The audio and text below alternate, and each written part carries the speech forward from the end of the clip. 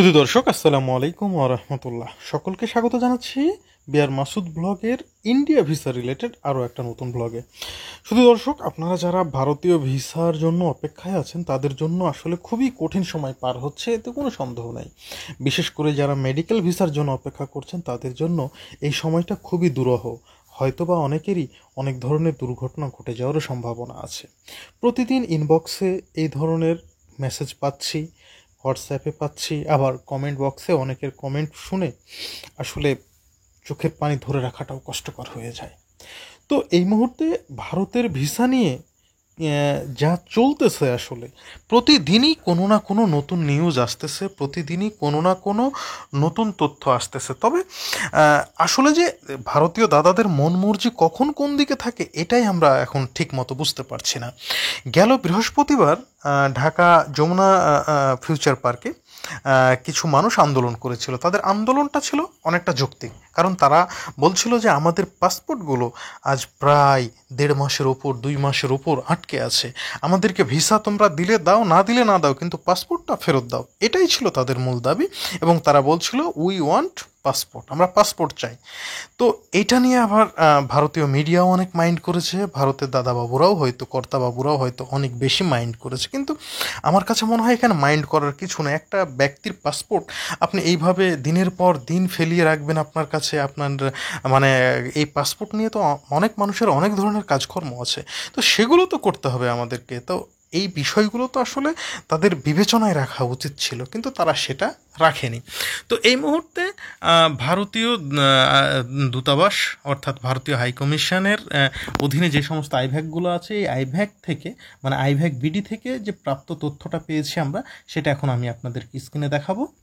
এখানে যে প্রেস রিলিজটা দেওয়া হয়েছে তার মধ্যে একটা কথা হচ্ছে যে টুমোরো, টুইসডে অর্থাৎ আগামীকাল মঙ্গলবার 27 August 2024 IVAC Dhaka and Satkhira centre will be closed. অর্থাৎ আগামীকালকে ঢাকা এবং সাতক্ষীরা আইভ্যাক অফিস ক্লোজ থাকবে। এরপরে দেখুন দ্বিতীয়টি, due to limited operation the visa process may take longer time.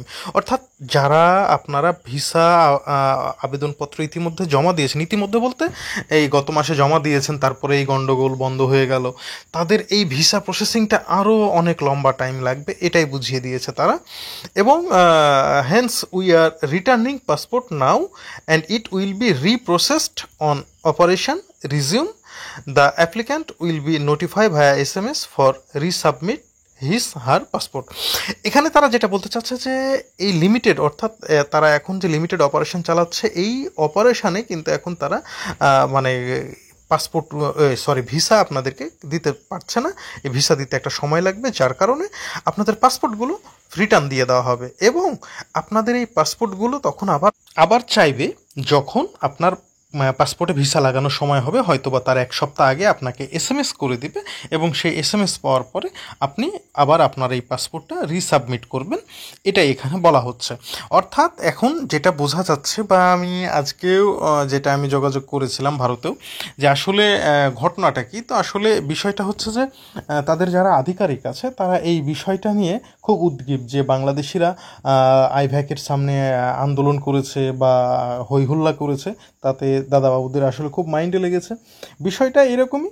এবং যার কারণে এই ভিসাগুলো প্রসেসিংয়ে তারা আরও দেরি করবে, এবং নতুন ভিসা আবেদনে সাবমিট করার যে সময়টা আমরা মনে করছিলাম হয়তো বা 1 সপ্তাহের মধ্যে এটা করে ফেলবে বা করার একটা সম্ভাবনা ছিল, সেটাও কিন্তু পিছিয়ে গেল। সুতরাং ভিসা আবেদনের যে নতুন আবেদন গ্রহণের যে সময়, সেই সময়টা কিন্তু আরও পিছিয়ে গেল। এরপরে কি বলছে, টুমোরো, অর্থাৎ এটা গতকালের ছিল, এটা আর আজকের জন্য না। এরপরে বলছে আইভ্যাক JFP অর্থাৎ Jamuna future park Dhaka, Chittagong, Sylhet, Jessore, Khulna, Satkhira, Noakhali, Mymensingh, Barisal, Thakurgaon, Comilla and Rajshahi has resumed limited operation. Message will be sent individual applicant regarding collection of passport. মানে এই সমস্ত আইভ্যাকগুলোতে যারা পাসপোর্ট জমা দিয়েছে তাদেরকেও সেম একই সুবিধা দেওয়া হবে, অর্থাৎ তাদেরকে পাসপোর্ট রিটার্ন দিয়ে দেওয়া হবে, এবং যখন তাদের ভিসা লাগানোর সময় হবে তখন আবার তাদেরকে SMS দিয়ে ডাকা হবে। এখানে বলে রাখি, যেই সমস্ত আইভ্যাকগুলো এখনও তাদের অপারেশন কাজ শুরু করেনি, অর্থাৎ পাসপোর্ট দেওয়ার কাজগুলো শুরু করেনি, তারাও কিন্তু শুধুমাত্র এই অফিসগুলো আগামী কালকে থেকে খোলা রাখবে শুধুমাত্র পাসপোর্টগুলো রিটার্ন করে দেওয়ার জন্য। যাদের ভিসা লেগেছে, আর যাদের না লেগেছে তাদেরকেও এই পাসপোর্টটা রিটার্ন দিয়ে দেবে। তো এইটাই হচ্ছে এই মুহূর্তের নোটিশ। আর মনে হচ্ছে যে আমাদের জন্য ভালো কিছু আশা করছে না। যাই হোক, আল্লাহর উপর ভরসা রাখুন আপনারা সবাই, হয়তো বা ঠিক হয়ে যাবে সব কিছু।